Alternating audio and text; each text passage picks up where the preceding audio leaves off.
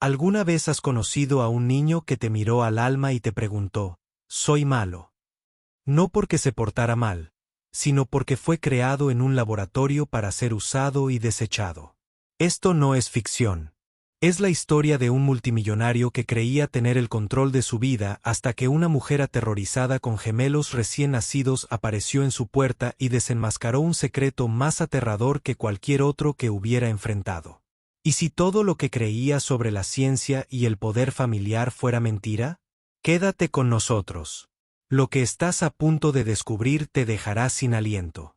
Eran las 5:12 de la mañana cuando Nathan Cole, un multimillonario tecnológico residente en las apartadas colinas de Aspen, Colorado, oyó el primer sonido. Ni un golpe, ni pasos, sino un jadeo bajo y tembloroso, como alguien que intentaba no gritar. Se puso la camisa tirada sobre su sillón, bajó descalzo la escalera de mármol y se asomó por la puerta de cristal esmerilado. La luz del amanecer aún no había penetrado la niebla. Y entonces la vio, una joven, descalza y empapada, acurrucada en el porche como un animal asustado. Su vestido amarillo estaba roto y se le pegaba al cuerpo como si perteneciera a otra época. En sus brazos, dos recién nacidos, envueltos en una tela blanca, inmóviles. Estaba dormida o inconsciente. Nathan abrió la puerta lentamente. «Señora», susurró. La mujer abrió los ojos de golpe. Instintivamente, abrazó a los bebés con más fuerza contra su pecho como una leona protegiendo a sus cachorros.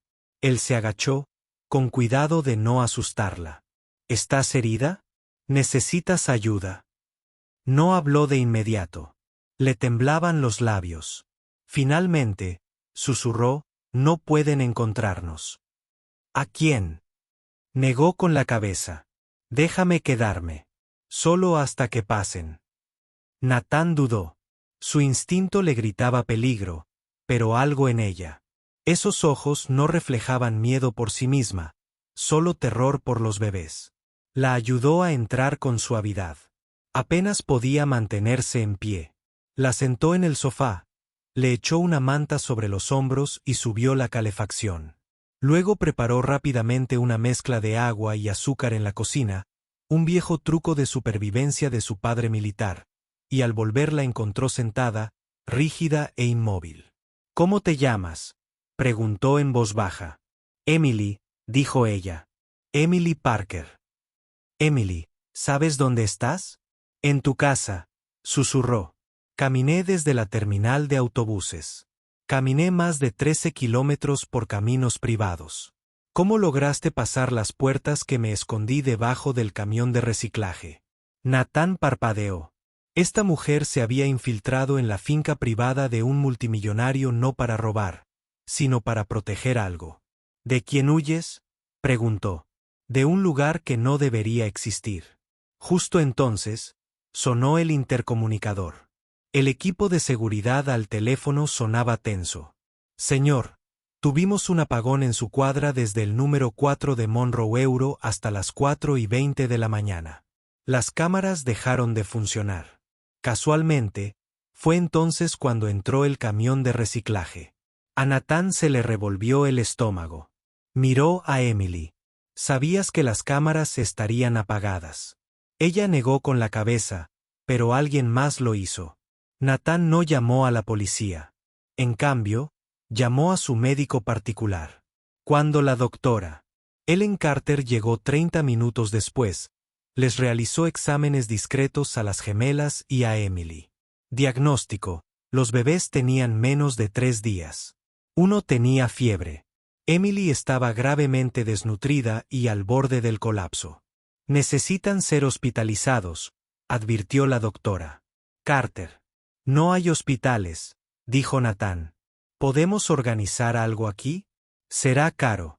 Y necesitarás vigilancia constante». «Hazlo», respondió Nathan. Después de que la doctora se fuera, Nathan vio a Emily quedarse dormida, abrazada a las gemelas sobre un colchón tendido en la sala. Había algo en ella demasiado deliberado para ser casual. Se retiró a su oficina, sacó un número que no había marcado en años. el abogado corporativo del padre de su exesposa. Quiero todo lo que puedas encontrar sobre el Instituto Génesis. Quiero registros, nombres, estatutos, socios, todo. ¿Por qué? Porque lo que sea que se esté pudriendo ahí dentro, acaba de aterrizar en mi sala. Colgó. Cuando volvió, Emily estaba despierta. Ya vienen, dijo en voz baja. Y si no vienen, ya están mirando.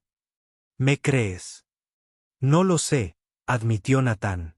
Pero no tengo motivos para no hacerlo. Lo miró con ojos atormentados.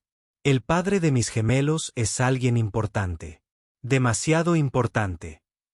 No puedo decir su nombre. Si lo hago, puede que no me ayudes. ¿Intentaron llevarse a los bebés?, preguntó Natán. Dijeron que nacieron muertos. Rompieron todos los documentos. Pero tengo algo.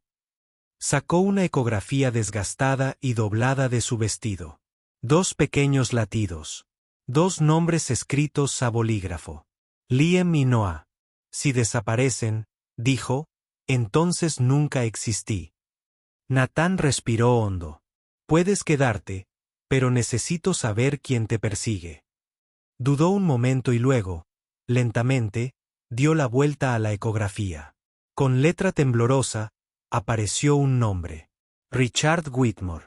Nathan Froese Whitmore. Es el director ejecutivo del Instituto Génesis. Rompí lazos con él hace 4 años después de descubrir encubrimientos financieros, irregularidades genéticas y demandas selladas. Es intocable. Emily bajó la mirada. Él no es el padre. Entonces, ¿por qué los quiere? Porque escuché algo. Algo que se suponía que no debía oír. Uno de mis hijos comparte un raro tipo de sangre AB negativo, el mismo que Whitmore. La voz de Natán bajó. Compatibilidad de órganos. Emily asintió. Un trasplante.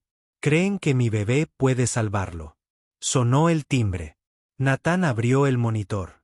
2 hombres de traje estaban en la puerta. Uno levantó un documento. Estamos aquí por Emily Parker. Orden judicial firmada ayer por la propia madre. Natán retrocedió. Imposible. Ella está aquí. Tienen tu firma. Se lo dijo a Emily. Susurró. Lo falsificaron. Cuando escapé del instituto, me hicieron firmar una autorización parental. La firmé mal a propósito, esperando que se equivocaran. La señal de video se cortó, estática, y luego negra. Natán corrió al centro de seguridad. Fallo del sistema. 200 CLEA de vigilancia se habían silenciado. Tomó el teléfono fijo. Necesitamos los datos de las últimas 12 horas de la cámara. Lo siento, señor Cole. Hubo una actualización de firmware. Solo su bloque se vio afectado. Colgó. Sabotaje. En la copia de seguridad de la grabación, encontró el momento. 4:27 de la mañana. Una camioneta blanca se acercó, sin registro en la puerta. 4:35 la cámara de su Porsche parpadeó. 4:41 Emily apareció caminando con el bebé tropezando y desplomándose en su puerta. Tienes suerte de estar vivo, dijo Natán. Emily respondió, no fue suerte, fue desesperación. Esa noche, Natán envió la grabación a sus contactos de confianza, un abogado penalista y un exagente de inteligencia. Luego hizo una promesa. Fuera lo que fuese, se acabó. ¿Crees que Emily decía la verdad desde el principio? ¿Sí o no? Natán apenas durmió. Mientras Emily y los bebés descansaban en la sala, envueltos en suaves mantas y abrazados como si separarse significara la muerte, él estaba sentado en un rincón de su oficina, con la mirada fija en las borrosas imágenes de vigilancia. Su mente daba vueltas no solo por el horror de lo que Emily le había contado, sino por la fría claridad de lo organizado que parecía todo. No era desesperación. Era estructura. Era un sistema. Y ahora se filtraba en su vida. Por la mañana, el médico privado regresó con nuevos suministros, sueros, antibióticos para la gemela con fiebre y una incubadora portátil que Natán había traído rápidamente desde Denver. Emily se movió, pero apenas habló. Cuando Natán le puso una mano en el hombro, ella se estremeció. Necesito preguntarte más, dijo con suavidad. Mencionaste que trabajabas allí, en el Instituto Génesis. Era técnico de archivos, susurró Emily. Al principio. Luego dijeron que no tenía la estabilidad suficiente para pagar la nómina. Me clasificaron como paciente internado. ¿Quieres decir que te encerraron? Ella asintió. No era la única. Tenían mujeres, niñas, algunas apenas adolescentes, todas con marcadores genéticos raros. No querían madres. Querían recipientes. Natán apretó la mandíbula. Dijiste que alguien más podría tener pruebas. Emily asintió. Se llamaba Sofía Michey. Estaba embarazada de trillizos cuando intentó huir. Dijo que no entregaría a uno de ellos como le pidieron. Desapareció antes del 6º mes. Pero antes de eso, me dio una memoria USB con su historial médico y una copia de su psicoanálisis. Me dijo que la escondiera con la enfermera Ellen. ¿Dónde está la enfermera Ellen ahora? Si está viva, sigue trabajando discretamente en algún lugar cerca de Silverwood. Natán no lo dudó. Llamó a Isen Blake, su viejo amigo y periodista de investigación, que apareció con 2 teléfonos cifrados, una GoPro sujeta al pecho y una cara de alguien preparándose para la guerra. «¿Hablas en serio?», dijo Isen, hojeando los documentos. «Natán, esto hace que lo que he visto en los informes de tráfico parezca un juego de niños». «Dame pruebas», dijo Natán. «Nombres, grabaciones, copias de seguridad. Tú y yo vamos a desmontar esto desde dentro». Condujeron hacia el norte en una camioneta negra sin distintivos con las cosas de Isen escondidas bajo la fórmula de los pañales. Emily se quedó atrás, amamantando a un niño mientras mantenía al otro apretado contra su pecho. No habló mucho, pero sus ojos, esos ojos grandes, cansados y de color acero, seguían cada sombra fuera de las ventanas. Al anochecer, llegaron a las afueras de Silverwood, donde las casas se dispersaban y el aire se volvía más frío. Una pequeña cabaña azul con techo inclinado se alzaba al borde de un arroyo. La enfermera Ellen Carter abrió la puerta antes de que llamaran. Una mujer delgada de unos 50 años, con ojos penetrantes y manos ligeramente temblorosas. «No deberías haber venido», susurró. «Nos encontrarán de todas formas», dijo Natán. «Necesitamos tu ayuda». Dentro, Ellen sacó una caja de detrás de un panel falso en la pared de su cocina. Dentro, una memoria USB, un cuaderno roto y una etiqueta de hospital que decía Duanu Liam Cole. Emily jadeó. «Ese es mi hijo». Ellen los miró a ambos. «No, es tu otro hijo». Natán se quedó paralizado. «¿Qué quieres decir?». La voz de Ellen se quebró. «¿El instituto?». Asignaban designaciones.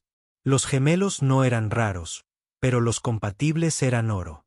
Uno siempre se reservaba para trasplantes, para investigación, para pacientes. Emily palideció. «Me dijeron que solo iba a tener uno, que el otro no sobrevivió». Ellen metió la mano en la caja y sacó una foto. Un niño pequeño, de unos 5 años, con vendas en el abdomen y una mirada distante. El código de 02 estaba impreso en el borde de la imagen. «¿Dónde está ahora?», preguntó Natán. «No lo sé», dijo Ellen, «pero puedo decirte a dónde lo llevaron la última vez. Hay un lugar que no figura en los registros. La llaman Unidad 3. Está bajo tierra, detrás de una instalación de refrigeración cerca de Redwood Valley». Natán no esperó. Cargó la camioneta mientras Isen descargaba copias de los archivos.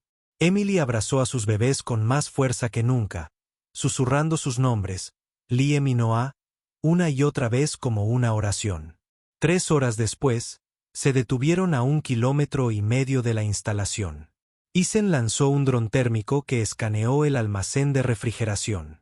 No había movimiento en la superficie, pero debajo de la esquina oeste, el calor controlado, había un humano estable.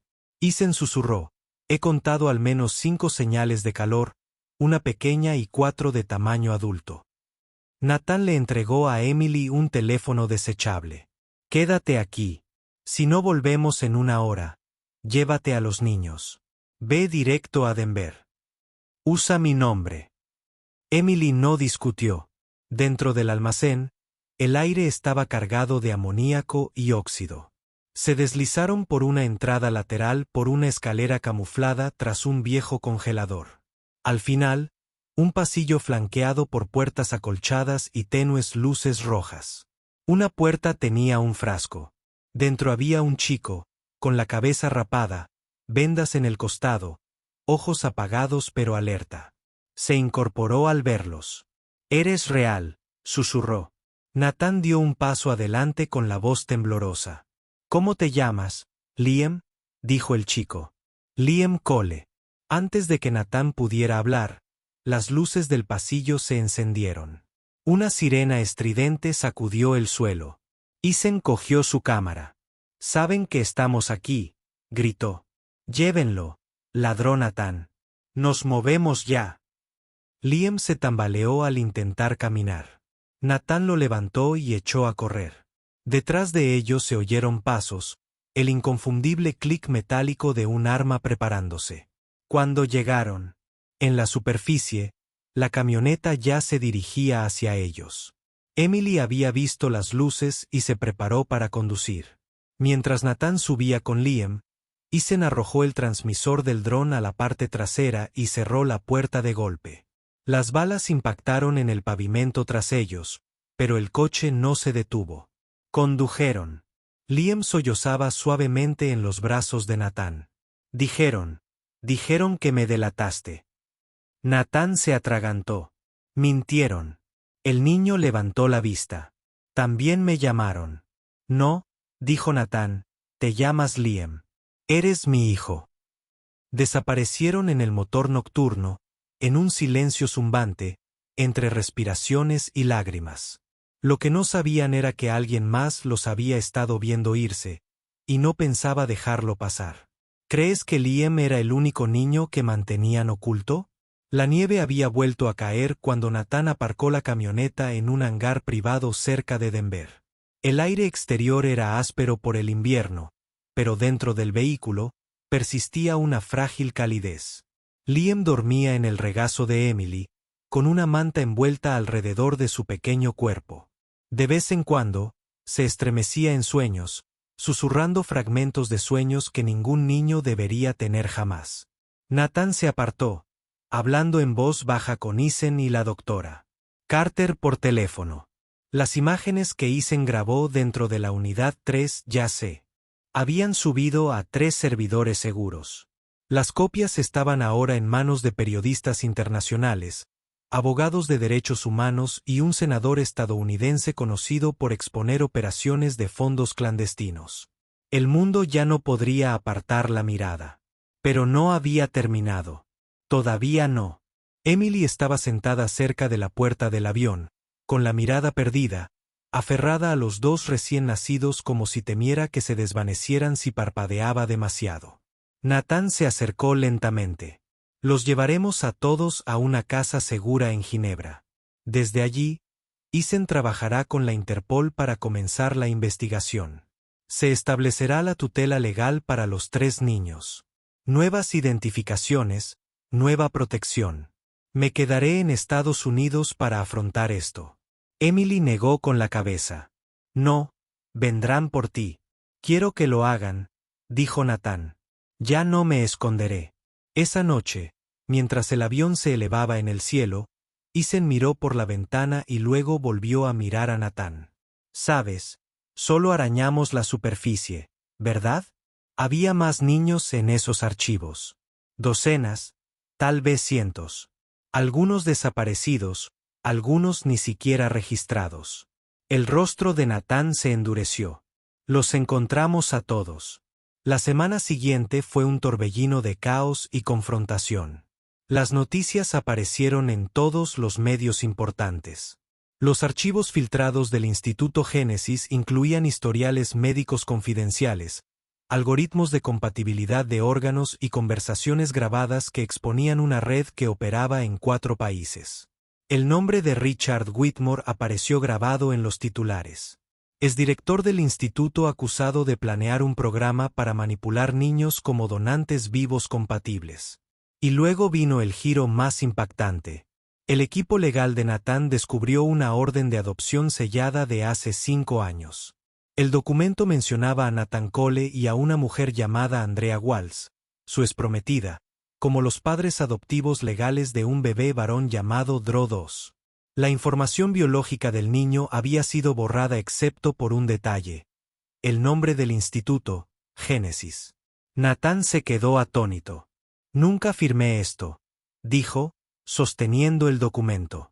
Ethan leyó por encima del hombro. Andrea sí. Mientras estabas en Dubái, le ofrecieron asociarse con una empresa de biotecnología justo después. Debieron de pagarle. Nathan se dio cuenta entonces de que a Liam no solo lo habían robado. Lo habían comprado, vendido y transferido con un consentimiento falso. Su propio nombre se había utilizado para legitimar el robo. En cuestión de días, los bienes de Andrea fueron congelados. Huyó del país, pero fue interceptada en Heathrow y extraditada a Estados Unidos. Mientras tanto, los investigadores descubrieron el siguiente proyecto de terror, ECHCO, una extensión clasificada de Génesis dedicada a crear espejos genéticos, niños criados no solo como donantes de órganos, sino como pizarras en blanco emocionales. El propósito: lealtad, silencio, obediencia y en lo profundo de un laboratorio seguro en Europa del Este. Encontraron a uno de esos niños, designado Echo 47. Tenía 10 años, nunca se había matriculado en ninguna escuela, no tenía pasaporte ni antecedentes. Cuando llegaron los agentes, estaba pintando tranquilamente en una habitación sin ventanas. Cuando le preguntaron su nombre, simplemente dijo: «No soy nadie». Llamaron a Nathan. 2 días después, Nathan voló y se encontró con el niño en una casa segura neutral. El niño lo miró con cautela. Su rostro era inconfundible. Se parecía a Liam. Emily lo confirmó más tarde. Se había replicado el mismo ADN. Echo 47 era un duplicado genético creado por si Liam no sobrevivía. El niño preguntó en voz baja: «¿Soy malo?». Nathan se arrodilló. «No, eres valiente y ahora eres libre». De vuelta en Ginebra, Emily lloró al conocer al niño. No solo por lo que era, sino por lo que nunca se le había permitido llegar a ser. Lo llamó Caleb. Durante los meses que siguieron a Nathan y Emily, 2 desconocidos que aprendieron a convertirse en algo más cercano a la familia, no por la sangre ni por la obligación, sino por un propósito compartido, a través del dolor que una vez los había destrozado y que ahora los reconstruía silenciosamente. Liam, Noah y Caleb, 3 chicos nacidos en un mundo que los veía como datos, como recursos, ahora se perseguían por jardines suizos, riendo como si nada hubiera pasado. Pero recordaban y nunca olvidarían. Nathan renunció a su imperio corporativo y fundó la Fundación Hartman, llamada así en honor a su madre, para apoyar y rehabilitar a sobrevivientes de investigaciones genéticas poco éticas. El documental de Ethan se emitió en 3 continentes e impulsó la creación del Acuerdo Global de Bioética. Emily se convirtió en una voz pública a favor de la justicia, no porque quisiera, sino porque alguien tenía que hacerlo. Un año después, una mañana de primavera, Caleb dibujó con los otros chicos. 4 personas de pie, tomadas de la mano. Uno de ellos lloraba. Se la entregó a Nathan y dijo: «Ese eras tú cuando me encontraste». Nathan miró la imagen dibujada a crayón. «No estoy llorando», dijo con dulzura. «Solo llueve». Caleb sonrió. «Dentro de tu corazón», asintió Nathan. «Ya no», dijo el niño. Y fue entonces cuando Nathan supo que no era el final. Era el principio.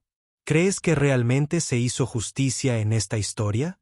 ¿Te dolió el corazón por Caleb cuando supiste la verdad? Si esta historia te conmovió, comenta el número 100 abajo y dinos desde qué país la estás viendo. Y si crees que más gente debería escuchar esta historia, compártela.